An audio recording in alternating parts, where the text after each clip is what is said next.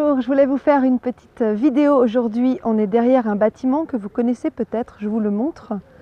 Il est plutôt austère et plutôt massif. On est à Genève, on est lundi 13 avril, jour de Pâques, lundi de Pâques, jour de la résurrection du Christ. Espérons que cela nous porte bonheur. Ici, nous sommes devant le bâtiment qui héberge l'Alliance, l'association, l'organisation qui s'appelle Gavi. Gavi, ça veut dire Global Alliance for Vaccination Immunization. Donc c'est une association qui vise à vacciner la planète. Dans cette association, on retrouve sans surprise Bill et Melinda Gates. On retrouve également l'OMS. On retrouve l'UNICEF, la Banque mondiale et d'autres industries pharmaceutiques. Donc voilà, nous sommes devant l'entrée. Je vous montre donc les inscriptions que on peut voir. Donc il y a Gavi et il y a d'autres associations également. Voilà, je ne vais pas m'attarder sur ces lieux parce que je ne me sens pas très bien ici, il faut le dire.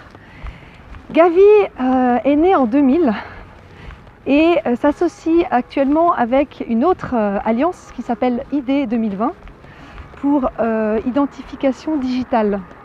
Donc cette association, cette alliance vise cette fois à créer une identification digitale pour toutes les personnes. Donc je vous laisse maintenant imaginer ce que font ces deux associations ensemble, Gavi et ID 2020, qui en fait, avec l'aide de Microsoft, la multinationale de Bill Gates, et également la fondation Rockefeller, dont on va parler un petit peu plus tard, donc les deux ensemble visent à nous préparer une petite soupe de vaccin avec des puces électroniques ou, ce que j'ai découvert ce matin, un colorant à point quantique qui s'appelle en anglais Quantic Dot Dye. Je vous donnerai les références, là je vais traverser la rue, qui en fait permet de mettre avec les vaccins une identification digitale de façon tout à fait invisible au niveau c'est micrométrique, hein, c'est 20 microns, donc c'est un millième de millimètre, c'est 20 millièmes de millimètre. Dans tout ça, donc on parlait de la fondation Rockefeller. Les Rockefeller, juste pour le petit historique, le grand-père, l'arrière-grand-père, John Davison Rockefeller, a commencé à faire fortune avec le pétrole en le vendant sous la forme, disons qu'il prétendait que c'était un élixir de jouvence, et plus tard il a créé la Standard Oil qui a donné les stations-service qu'on connaît maintenant, Esso, Exxon, Chevron, et également BP. Donc à part ça, il a aussi financé l'OMS, a donné ses terrains à l'ONU, a financé également l'Institut Kinsey et l'Université de Chicago, d'où est partie la doctrine néolibérale de Milton Friedman. Il a également créé, la fondation a créé les 3 groupes mondialistes Bilderberg, le CFR, Council of Foreign Relationships, la Commission trilatérale, et s'est appuyé sur le rapport Flexner, vous pourrez regarder, pour en finir avec la médecine naturelle et implémenter partout dans le monde les labos pharmaceutiques et la médecine chimique. Donc voilà toute cette fondation Rockefeller, cette famille, entre autres. Voici une partie de l'étendue de ses travaux. Une petite chose encore avant de passer à autre chose, elle a financé des travaux des programmes nazis d'eugénisme à l'époque sombre de l'histoire. Donc voilà, toute cette petite bande travaille à nous mettre des dispositifs de surveillance avec un vaccin providentiel. Je ne vous ferai pas le chapitre sur les vaccins aujourd'hui, mais il y a matière aussi à se poser des questions sur l'efficacité et sur la nocivité des vaccins. Que vous dire? Oui, donc ce qui me permet d'être assez affirmatif dans cet avertissement que j'adresse par rapport à la vaccination de masse, c'est une déclaration de notre conseiller fédéral. Il faut savoir qu'en Suisse, on a 7 conseillers fédéraux, donc c'est l'équivalent de président, qui tournent chaque année, c'est-à-dire que chaque année, on a un nouveau des 7 qui est officiellement président de la Suisse. Et il faut savoir aussi que ces 7 conseillers fédéraux ne sont pas élus par le peuple, ils sont élus par les 2 chambres législatives. Donc pour une démocratie, on peut faire mieux, je trouve. Voilà, donc ce monsieur, Alain Berset, a déclaré qu'il fallait qu'on se vaccine, que sans vaccin, on aurait du mal à se défaire de cette maladie, le coronavirus, le Covid-19. Je vous rappelle que les chiffres actuels ne permettent pas de dire que le virus est plus virulent que n'importe quelle autre grippe saisonnière. On est à 120, non même pas, 114 000 morts dans le monde, je crois, actuellement. Or, une grippe saisonnière, c'est entre 300 et 700 000 morts par an. En Suisse, on est à 884 morts, je crois, aujourd'hui, à savoir qu'une grippe saisonnière fait entre 400 et 1000 morts par an. Donc de nouveau, on est tout à fait dans les chiffres. J'en profite pour parler justement des hôpitaux, ici à Genève. J'ai quelques sources chez des personnes qui travaillent au HUG et qui m'ont dit qu'elles n'avaient jamais vu les hôpitaux aussi vides qu'en ce moment. Parce qu'en fait, ce qui se passe, c'est que toutes les opérations qui sont prévues, toutes les visites, tous les traitements qui étaient agencés, qui étaient agendés pour le moment actuel, ont été annulés. Donc les seules personnes qui restent, les seules personnes qui se rendent à l'hôpital sont des personnes qui ont peur d'avoir le coronavirus. Donc il y a 150 personnes en ce moment à Genève qui sont suivies, plutôt plus psychologiquement encore que de façon curative, et qui ont peur en fait d'avoir le Covid-19. Je reviens sur la législation suisse. Tenez, on va se balader un petit peu. Alors, ce que j'ai appris, c'est qu'il y a une loi chez nous, en Suisse, qui date de 2012 et qui dit que, enfin c'est une loi qui parle des maladies transmissibles, c'est la loi pour la lutte contre les maladies transmissibles, qui dit en son article 6 que le Conseil fédéral peut nous imposer des vaccins. Les autorités peuvent nous imposer des vaccins en cas de situation particulière. Et dans l'article 7, on parle de situation extraordinaire, qu'elle peut imposer des mesures concernant les maladies transmissibles à toute la population. On a également l'article 32 qui dit que les autorités toujours la Confédération peuvent nous imposer des mesures de contrainte pour ces traitements, ou pour des examens médicaux, ou pour tout ce qui concerne des mesures à prendre dans le cas de maladies transmissibles. Voilà, donc ils peuvent nous imposer dès maintenant, s'ils le veulent, le vaccin obligatoire. Très réjouissant, n'est-ce pas? Je voulais vous parler aussi, attendez, on va s'asseoir, oui, des lits vides, comme je vous ai dit avant, à Genève, comme partout, comme en France, comme en Italie, comme en Allemagne, comme en Angleterre. On a beaucoup d'hôpitaux et on a beaucoup de lits vides, malgré ce que disent les médias. Donc ça, il y a pas mal de sources que je pourrais vous donner qui confirment ce que je viens de dire.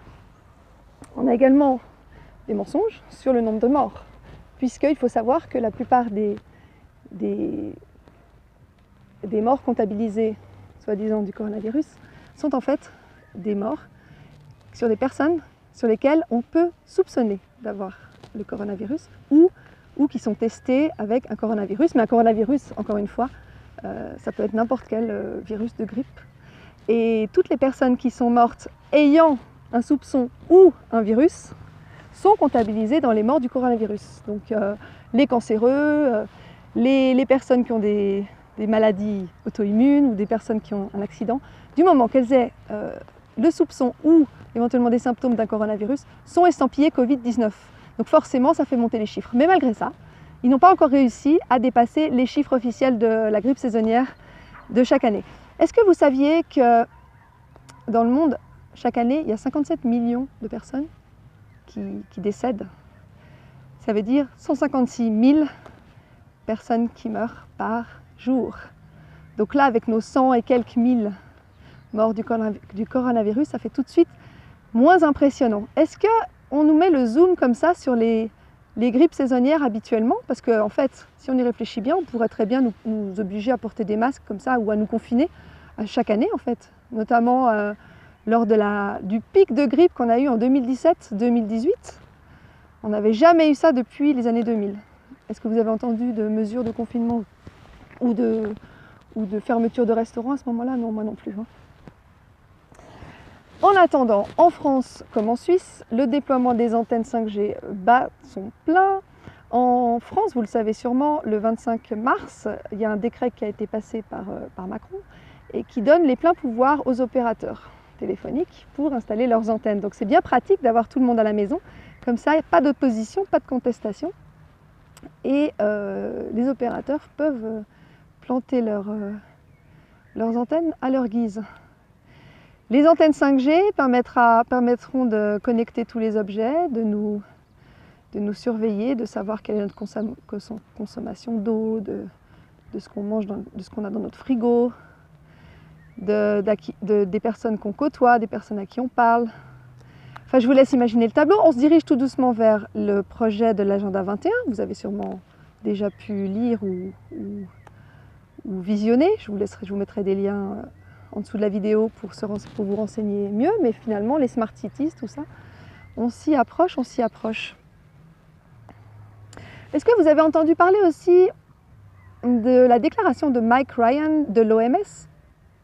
L'OMS qui a été donc financée par Rockefeller et aussi Bill Gates, hein, j'avais oublié de le dire, qu'il l'est toujours d'ailleurs, disant qu'on allait devoir séparer les familles, qu'on allait devoir rentrer dans les maisons et séparer les familles. Phrase qui a été reprise par la reine d'Angleterre, Elisabeth II, le 5 avril, une semaine plus tard, en disant que, comme en 1940, on allait devoir retirer les enfants des familles. Donc je ne vois pas le rapport avec le corona. Donc encore une fois, allez vous renseigner, ça sent pas bon. Alors, comme vous le voyez, en Suisse, nous ne sommes pas encore confinés de force. Alors, on a des messages très souvent qui nous disent, par exemple, sur l'autoroute, restez chez vous, le coronavirus est là. Mais on a encore le droit de s'aérer dans un parc, notamment durant ces vacances de Pâques. Et heureusement, parce que ça nous permet de nous ressourcer en contact avec la nature, à prendre le soleil et à rester en bonne santé, justement. Parce que le confinement qui vous propose en France ou dans d'autres pays occidentaux comme ça, n'est pas du tout bon pour la santé. Pour autant que les virus se transmettent, par définition, si vous êtes confiné, vous allez vous transmettre n'importe quel virus, n'importe quel micro-organisme. Vous allez transmettre cela à toute la famille. En plus, vous ne voyez pas la lumière du soleil, vous n'avez pas de contact avec la nature, vous ne pouvez pas vous ressourcer. Et vous n'avez d'autre choix, en tout cas pour ce que j'en sais, que de regarder la télé qui vous affole et de manger des nourritures les plus simples auxquelles vous pouvez avoir accès. Alors j'ose espérer que vous achetez du vivant, vous achetez du cru, vous achetez du bio, vous achetez du naturel et du non transformé, parce que ça c'est vraiment des choses qui vous permettront de rester en bonne santé. C'est l'occasion pour vous, en tout cas pour moi, de faire des purges, hein, je continue chaque semaine. Mais surtout, une chose que je vous conseille, c'est d'éteindre votre télé, de l'éteindre définitivement. Parce que alors ça, en termes de contamination, c'est un agent infectieux qui fonctionne à merveille, hein, pour nous faire peur, pour nous manipuler, pour nous dire quoi penser, pour nous donner des chiffres. Est-ce que vous avez été vérifier les chiffres? Est-ce que vous saviez que le groupe Bilderberg de l'année dernière, l'un des sujets officiellement traités était l'ordre stratégique stable? Ça ne vous rappelle pas quelque chose? Moi, ça me rappelle le nouvel ordre mondial dont parle Bush père depuis des décennies, dont a parlé Sarkozy, dont a parlé François Hollande, dont parle en boucle Jacques Attali. Henry Kissinger, dont je vous parlais tout à l'heure, a été proche de Nelson Rockefeller, comme par hasard, qui était vice-président sous Nixon. Henry Kissinger, pourquoi je vous parle de lui? Il a 97 ans et c'est le conseiller des présidents depuis Nixon, donc depuis les années 70. C'est un peu comme Jacques Attali en France, c'est pour ça que je fais le parallèle. Et les deux ont comme par hasard la même idée de contrôle mondial de la population, de nouvel ordre mondial, de puces pour surveiller tout le monde. Et donc Henry Kissinger fait partie de l'organisation de toutes ces petites choses en ce moment. et a redit encore récemment que la pandémie de coronavirus allait changer, changer à jamais l'ordre mondial. Voilà, donc je vous laisse vous renseigner pour relier les points. En ce qui concerne l'hydroxychloroquine, on va changer un petit peu de sujet. Ici en Suisse, en tout cas à Genève, elle est dispensée aux malades, mais malheureusement encore trop souvent à la fin de la maladie, au moment où la charge virale a disparu, donc elle n'est plus très utile. Mais je sais qu'elle est disponible dans les hôpitaux. Par contre, dans les pharmacies, depuis le mois de janvier, comme en France, on ne peut plus la trouver. Les masques, c'était pareil. J'ai un ami qui avait été s'en procurer fin février un masque, et on lui avait dit non, on ne peut pas vous les donner. Pareil pour l'hydroxychloroquine. Donc il y a quand même des choses qui sont assez étranges et sur lesquelles je vous invite à vous interroger. Au niveau des traitements, on sait que, disons que si on fait confiance au docteur Didier Raoult, on peut imaginer que l'hydroxychloroquine avec l'azithromycine sont un traitement qui marche bien ensemble. On peut également faire appel aux protéodies. Ça, vous n'avez sûrement pas entendu parler de ce traitement. C'est en fait des sons. C'est un traitement avec de la musique. Il y a une doctoresse qui s'appelle Sabine Pagliar-Franco qui soigne les gens, qui guérit les gens avec des macrolides qui sont des antibiotiques. Même si moi je ne suis pas très fan d'antibiotiques, ça vaut le coup de se renseigner quand même.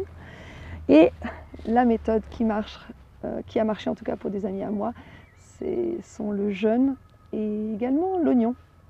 L'oignon en compresse sur la cage thoracique quand on est atteint du coronavirus et que l'infection respiratoire commence à se manifester.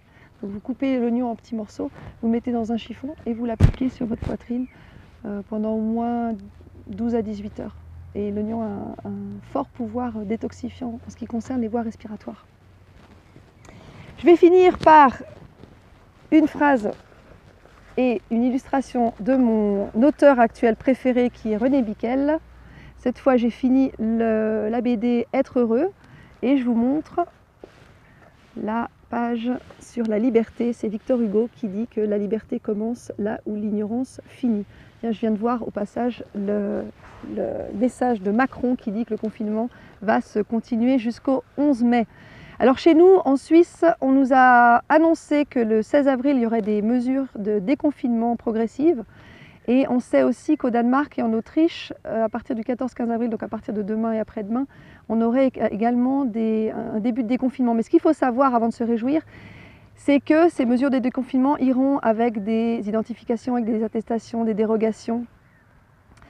Et que les manifestations, les rassemblements de plusieurs personnes seront toujours interdits. Donc c'est une façon de revenir à une vie pseudo-normale tout en gardant l'œil sur nos actions. Donc ça permet aux dirigeants d'empêcher, en tout cas d'atténuer les contestations possibles. Hein. On est toujours là-dedans. Et en Chine, on a vu qu'ils se sont déconfinés, mais alors à quel prix ? À quel prix ? Ils doivent avoir donc tout leur papier en règle, ils doivent aller sur un site pour déclarer qu'ils ont le vaccin. Je ne sais plus exactement les modalités, mais ils doivent afficher un QR code avec un signal vert pour pouvoir aller dans certains endroits, notamment la muraille de Chine. Enfin bref, 1984, je vous invite aussi à relire ce livre. Alors, ce que je voudrais encore dire, parce qu'il y a tellement à dire encore sur tout ça, mais malgré qu'on soit à côté d'un bâtiment qui héberge des personnes qui marchent, à mon avis, gravement à l'envers et qu'on ne soit pas très loin de l'ONU et de l'OMS, hein, eh bien, je pense qu'une des solutions, en tout cas celle que je m'applique à moi-même, c'est de ne déléguer ma pensée à personne d'autre qu'à moi-même, à me renseigner toute seule, à remettre en question ce qu'on me dit, ce que les autorités me disent, ce que les slogans assénés par les médias nous disent, et à prendre la responsabilité non seulement de ma pensée, mais de mes décisions. Et à partir du moment où je me sens acteur de ma vie, actrice de ma vie, ben je me sens beaucoup mieux en fait. J'avais ma voisine hier que j'ai appelée pour savoir si elle et son mari allaient bien. Et elle m'a dit qu'elle suivait à la lettre les recommandations des autorités, d'être confinée, etc. Mais sans se poser de questions en fait, parce qu'elle me disait oui mais eux, ils savent mieux que nous. Ben moi je pense qu'on est tous capables de se renseigner, on est tous capables d'avoir un sens critique, d'avoir une intelligence, d'avoir une intuition, un sens de ce qui est bon pour nous. Et on est tous capables d'évaluer la situation en fonction de ce qui est bon pour nous et ce qui n'est pas bon pour nous. Donc je vais vous laisser sur ces mots. L'amour aussi joue un grand rôle. Les personnes qu'on aime, l'amour qu'on peut donner aux autres et l'optimisme, les pensées positives, l'espoir, le calme, la nature. Là je suis au milieu d'un parc qui respire la vie en fait. Tout ça, ça me donne beaucoup d'espoir. J'ai l'espoir aussi que la majorité des gens maintenant commencent ou continuent à se réveiller et donc arrêtent de déléguer leur souveraineté à l'extérieur, à des personnes extérieures à elles-mêmes, qu'elles se fassent confiance. On est tous les souverains de notre vie, ne l'oublions pas. Notre corps est magique, notre corps a les capacités de guérison, de cicatrisation, de résilience qu'on nous a fait oublier. Faisons-nous confiance et ça se passera bien à mon avis. Je vous souhaite une bonne soirée et je vous dis à bientôt.